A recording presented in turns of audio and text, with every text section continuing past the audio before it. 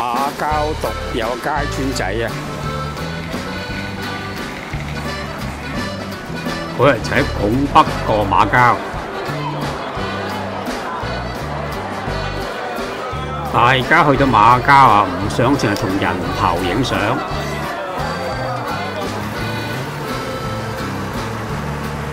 就可以同我一齊回味昔日嘅馬交。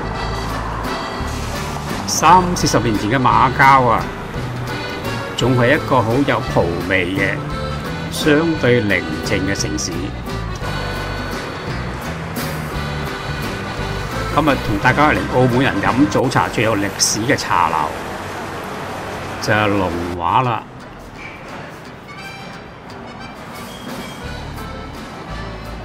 營業時間8至2，即係做早茶同晏晝。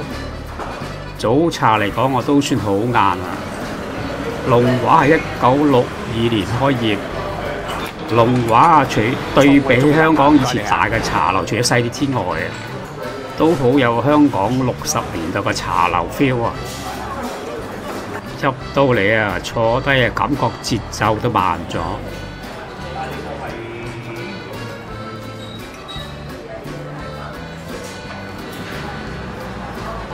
唔該晒，嗰啲用茶盅。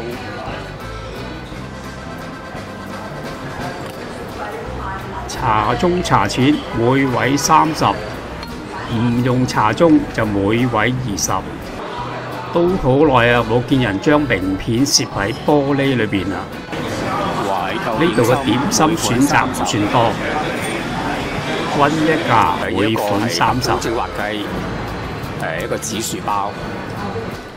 大家留意下牆上面嘅吊鐘啊，好可能有茶樓就有佢啦。呢度茶樓規矩啊，唔俾吸煙同埋帶寵物。點心啊，即叫即蒸，新鮮滾熱辣上台。呢度嘅出品啊，絕對係合格嘅水準。呢餐係葡幣90幾。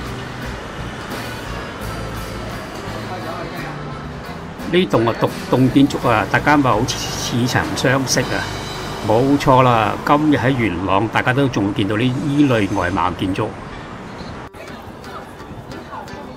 嗰個就喺拱北經關閘過馬交，對望就係拱北口岸。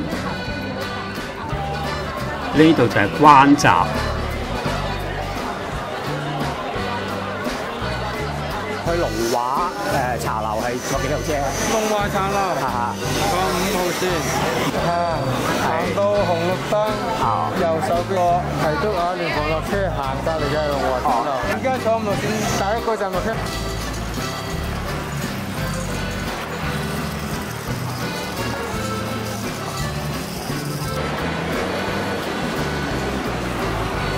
都係有歷史價值。係啊，好啊，你帶我去係啦。